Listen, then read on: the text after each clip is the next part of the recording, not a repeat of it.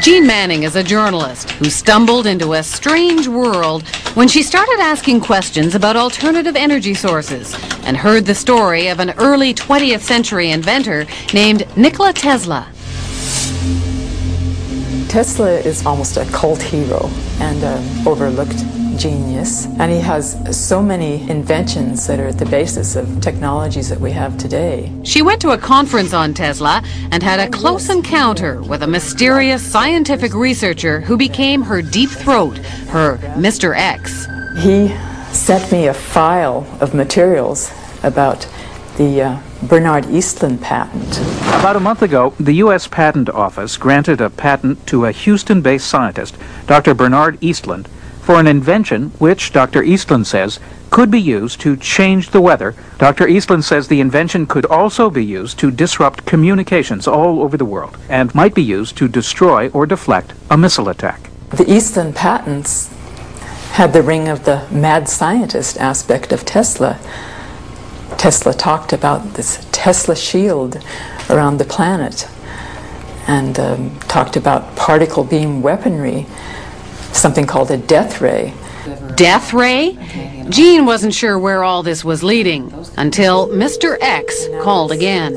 And he said, the maniacs are actually going to do it up in Alaska.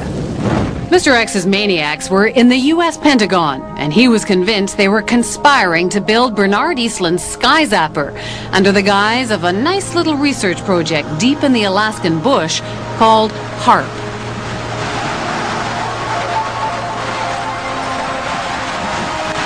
The basic concept is to build a very large antenna, then to utilize a large amount of power and to beam those radio waves up into the upper atmosphere. Have you approached the Pentagon with this invention? Yes, and what I'm not at liberty to tell you is the details of what that interaction has been. The word spread through the Alaskan bush, and soon a band of suspicious Alaskans set out to warn people about what they saw as the U.S. military's secret agenda.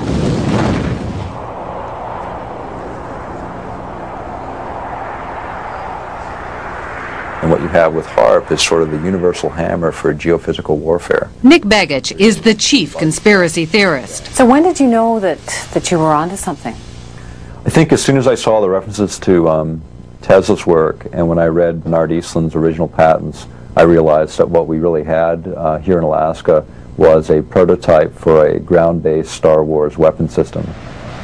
HAARP is a non-classified project run not by Bernard Eastlund, but by the U.S. Army and Navy.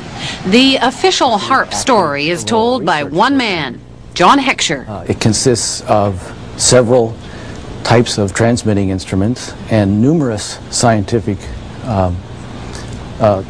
instruments that study the natural ionosphere and the ionosphere that has been perturbed by the instruments that we are building.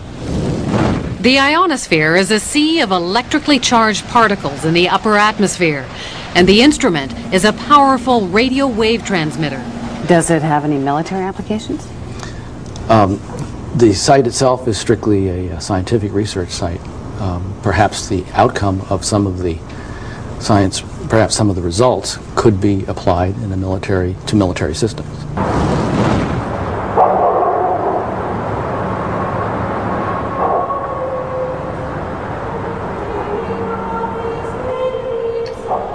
Just a little physics project? Jim Roderick isn't buying it. He's been gunning for the real goods on HAARP, and his weapon is the internet. The military is incapable of doing pure science. Science is conducted by them for application in weapon systems, for no other reasons. From his shack in the middle of an Alaskan village, Jim and his co-conspirators around the globe have been tapping into databases. They've dredged up hundreds of long-buried scientific reports and even some internal documents from the military. They call it the world's first techno-protest, and they did it all on the military's own baby, the net. Plans for HAARP activities correlate with projections of what can be done in the Eastland patents. It's that simple. So it's not a coincidence? It's not a coincidence. Well, I hate to disagree with you, but it's not his patent that we're building. Superficially, yes. They send energy up into the ionosphere, but the Eastland patents require huge, prodigious, in fact, amounts of power, like 100 billion watts. Remember that number, 100 billion watts. You'll hear it again later. HAARP requires only 3 million watts. There is a paper trail leading us back to Eastland. No, there is not. There is no paper trail that I'm aware of that's leading back to Eastland. Eastland used to be an employee of the company which is building HAARP, but that's pure coincidence. Is it also a coincidence that the tiny company that owned Eastland's patents was later swallowed up by an enormous military intelligence firm called E-Systems? 2.1 billion in annual sales, 1.8 billion of that, with a B, was to military intelligence groups, CIA, NSA, and others. And of that, 800 million were black projects, so secret that even the United States Congress didn't know what they were. E-Systems was then swallowed up by Raytheon Corporation. It too specializes in super secret contracts with the Pentagon. Why would Raytheon be so excited about this? Well, it's a ground-based Star Wars weapon prototype. For them, it represents potentially billions and billions of dollars. So how would you describe this world of E-Systems and Raytheon and HAARP? Dark.